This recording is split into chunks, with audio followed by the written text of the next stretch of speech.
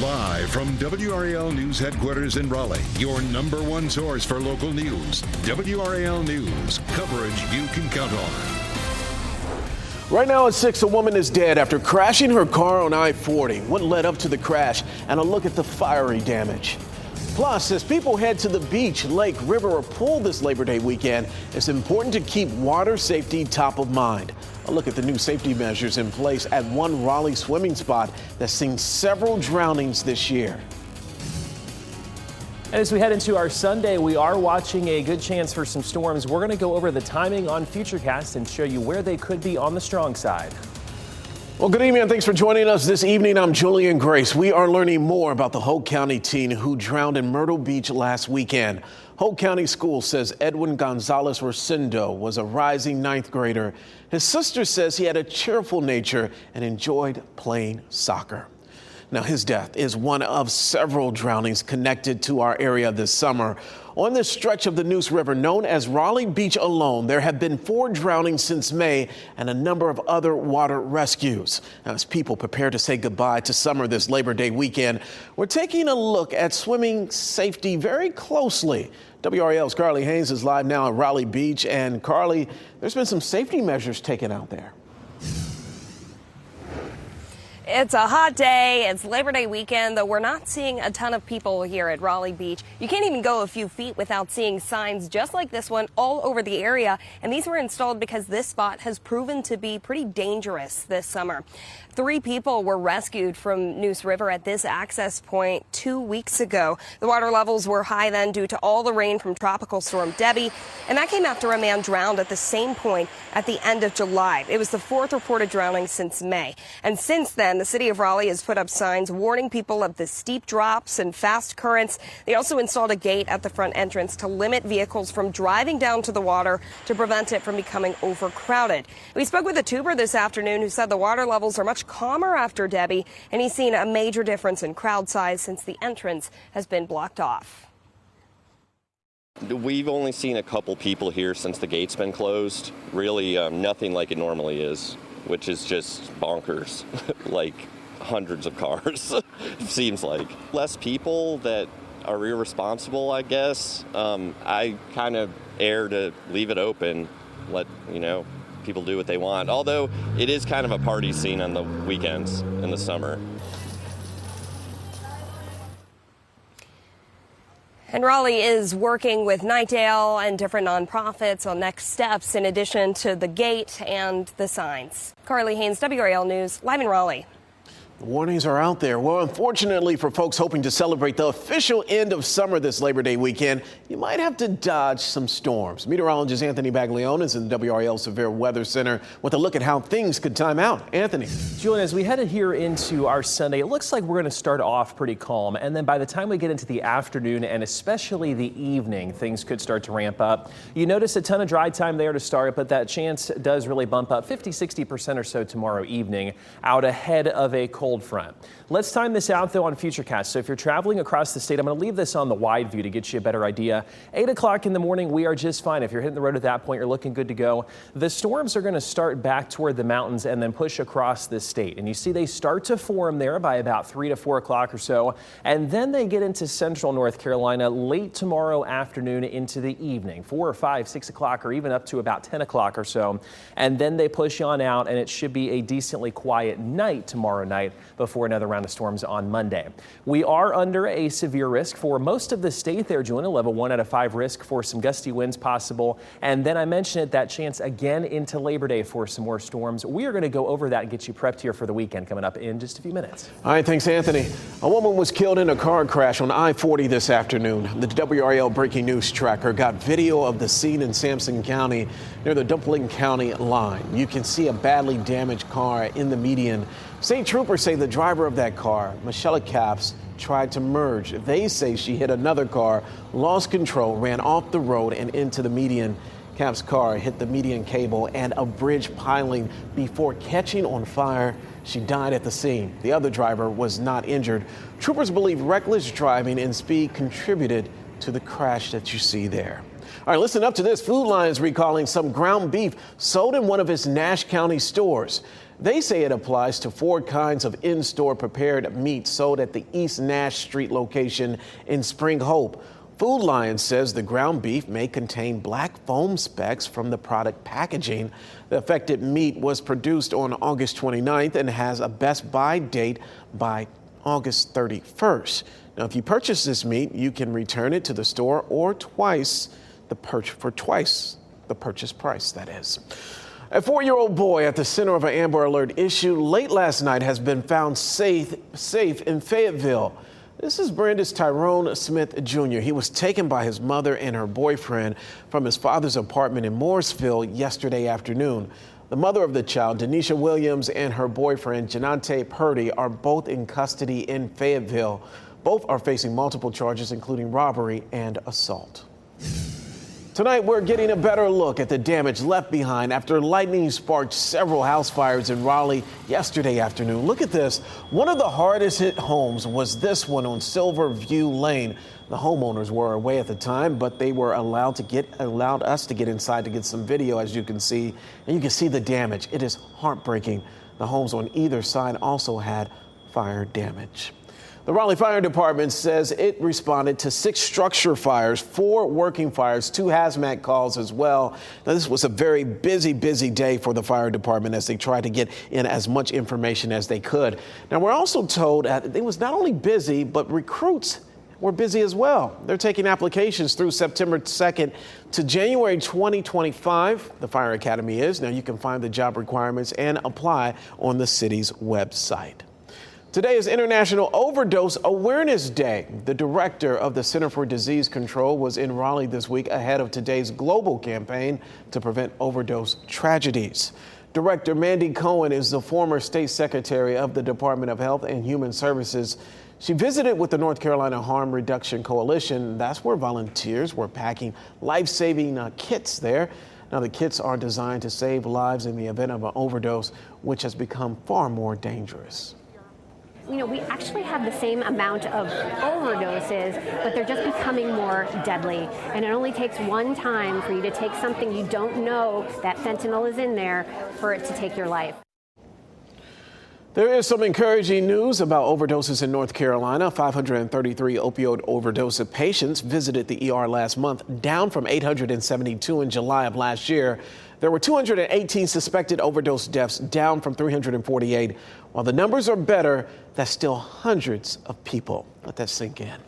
Let's take a live look now at RDU on this holiday travel weekend. It looks gorgeous, doesn't it? The Transportation Security Administration predicted its agents would screen more than 17 million people during the holiday period that started Thursday and runs through next Wednesday.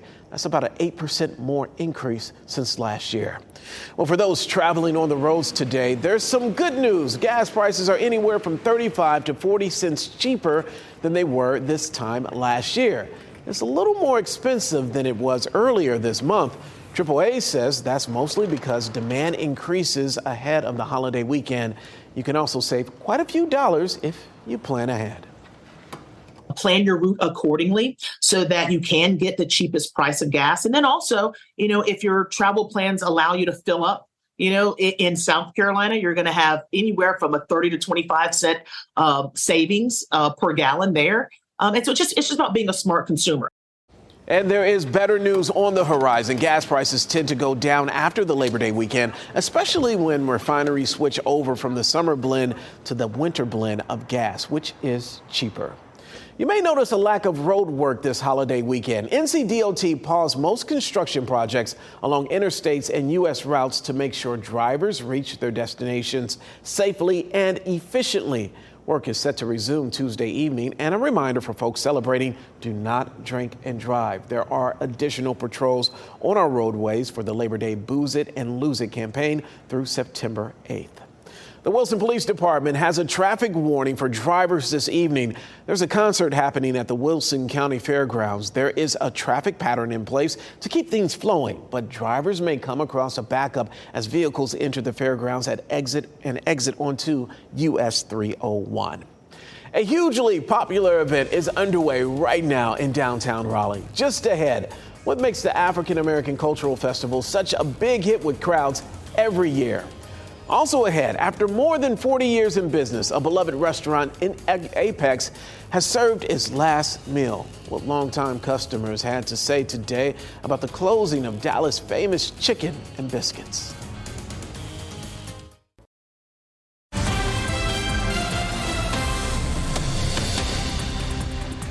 Welcome back. Happening right now, the African American Cultural Festival of Raleigh and Wake County is taking over the streets of downtown Raleigh right now. This is the festival's 15th year. Organizers say it's more than just a celebration of art and culture. It's also an opportunity to help strengthen local communities with a variety of outreach programs promoting education, collaboration, and social change. One event goer talked about the importance of the inclusion of this event. Actually being able to embrace the fact that you are African American and not feel left out when people are celebrating like I said, the Caribbean Festival or like the African Festival. You're literally just African American, that's what you are, and you're able to embrace all of that within this whole arena. I think that's good. I can't wait to get out there myself. Now the festival goes on through 10 o'clock tonight and is back in full swing at noon tomorrow. After 43 years, thousands of chickens, and more memories than you can stuff in a scrapbook, an Apex staple has officially closed its doors. Dallas' famous Chicken and Biscuits on East William Street wrapped up its final service this afternoon. WRAL's Eric Miller was there for the last orders. Inside these wood-paneled walls Saturday, it's one more for the road. Biscuit, of course. Chicken plate with mashed potatoes. Peach cobbler. Dallas' famous Chicken and Biscuits. It's the kind of place you can love for the first time. I wanted to come out and get something to eat. Or a lifetime. I've been here about 40-some years, so I've been coming here that long. But Saturday, for the hundreds of people who lined up, both inside and in their cars, it's about loving this place for the last time. All these people are going to miss this place because it's like nostalgia to them. Earlier this month, Dallas's owner, Ray, decided to call it quits on this Apex staple, a place to eat local and shoot the bull since 1981. And like I said, I'm just so sad to lose the friendship and the fellowship. Diane Walden Moon has been coming here long enough to get her picture on the wall with the rest of the Dallas Darlings. Us Dallas Darlings, we meet here Monday, Wednesday, and Friday. We don't talk politics or religion, so we can stay friends. Saturday, she was helping keep the line in order, the place clean, and collecting tips for the dedicated staff, some of whom have worked here for decades. Mike has been here 32 years. Cesar, 27. Yes, the food is good. I love it all. But it's the people that keep these crowds coming back. It's a good community to be around. And will keep the memory of Dallas alive even after the last plate is served. So we'll never forget them. Never. In Apex, Eric Miller, WRAL News. Thank you for all the memories. Anthony, let's talk about right now. It's a little warm out there. It is, yeah, but it's still a good night, Julian, firing up the grill, just enjoying here as we head through the rest of our Labor Day weekend. That story made me hungry there a second ago. Let's talk about where we sit out there right now. It's a beautiful evening, but it is warm. It's muggy. There's a look at our White Lake camera. I'm sure lots of people still out there enjoying here as we go through this evening. Lots of boats out there for the Labor Day weekend. No weather-related problems for us as we go into tonight. There may be an isolated shower or two for our far northern counties, and I'll show you why that is here in just a second. We look at what it feels like, though, across the entire state. 79 degrees there in Boone. That might feel nice compared to the 93 in Raleigh. 93 is what it feels like there in Charlotte. 95 back in Knoxville. 88 there up in Lexington, Kentucky. That air mass is going to stick with us for tomorrow, and then we start the pattern change there into Labor Day with temperatures going into the 70s and 80s for the probably next 5 to 7 days or so. It's due to this cold front that's currently up to our northwest, and it's sparking a whole lot of thunderstorms right now. Severe thunderstorm watches where you see kind of that orange shaded area starting to expand. A ton of lightning. They have severe thunderstorm warnings outlined in the yellow right there. That looks like it's a little bit menacing, right, as it approaches North Carolina. Most of that, though, as you see here on Futurecast, should lose some of that energy as it gets closer to us. We're going to have the sun, of course, going down. Some of the daytime heating will kind of fizzle out, if you will. We get here into early tomorrow morning. There's a look at 8 o'clock on your Sunday. We are just fine across the area. There may be a couple very very spotty showers. I'll call them just sprinkles in some areas west of our viewing area. And then through the day, as that cold front gets closer, we may start to see some storms try and form tomorrow afternoon into the evening. There's a look. They start back in the mountains at about 3-4 o'clock or so, and then push closer to central North Carolina through the evening, probably getting out of here by the time we get to, let's say, midnight or so tomorrow night. They do, though, come with a severe risk. We're under that level 1 risk for basically the entire state. The coast, at least the Wilmington area, for instance, is not included. Some spotty strong storms. We could see some of those with some very heavy downpours and some lightning. So just kind of a typical summery thunderstorm pattern, but just keep that in mind if you have plans tomorrow. We're looking at a high of 91, though, and then we go into next week here for Labor Day. Temperatures start to get a little bit milder. Still pretty warm there in central North Carolina. 80 degrees there to about 86. That's the general range for our central North Carolina region. The beaches, we're looking at a decent chance of rain. You see those thunderstorm icons, though, for the mountains in central North Carolina. It's at the most about 40%, and then it jumps up to about a 70 to 80% chance there at the coast. So just keep that in mind. Not the best beach day on Monday. Speaking of the beach and all things tropics, we're continuing to watch here a couple areas in the tropics right now. 20% chance on that system right off the coast of Texas. That doesn't look like it's going to do much right now. 40% chance on this one. That's been going back and forth. The Hurricane Center had 50. They dropped it to 40. They went back up to 50. All that's saying is that system has a long way to go here for us to potentially track it working its way into the Caribbean. So that's something we'll watch. 91 for us tomorrow, 83 there on Labor Day, 80 degrees on Tuesday. Julian, we get into next week. Temperatures go to 79 there on Friday. So with that unofficial into summer there on Labor Day, it's going to start feeling more like fall. All right. Thanks, Anthony. Casey, we got to see Duke's new style of play on the football field. Yeah, and in that season opening win, I think we really figured out what Duke's identity is going to be this season. Plus, coming up, he's here to stay. Seth Jarvis has a new deal in place. He's staying in Raleigh. I'll tell you why it is a unique deal next. Jarvis tried to knife it away from Carlo, and he does. Now Jarvis in on Allmark. Jarvis back and he scores! It's too late. I'm going to Mexico. I got a non-refundable trip now, so his head's kind of big right now, so I gotta keep him humble. You know, he's unpredictable sometimes, and he says some funny stuff. I mean, it's nuts. They've never seen a Jarvis, so for the country it might be a little different when he leaves. Oh, yeah, we're definitely.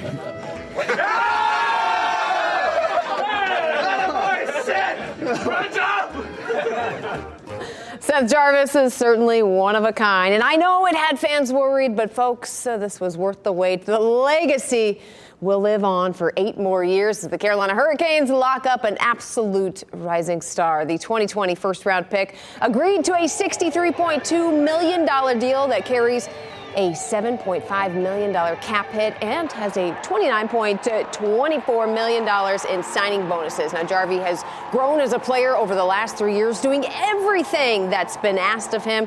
And last season, he took it to another level. He was second on the team in regular season scoring and led the Hurricanes with 13 power play goals. Now, the details of this deal, incredible and really a first of its kind, as first-year general manager Eric Tulsky revolutionizing the way NHL deals are being done.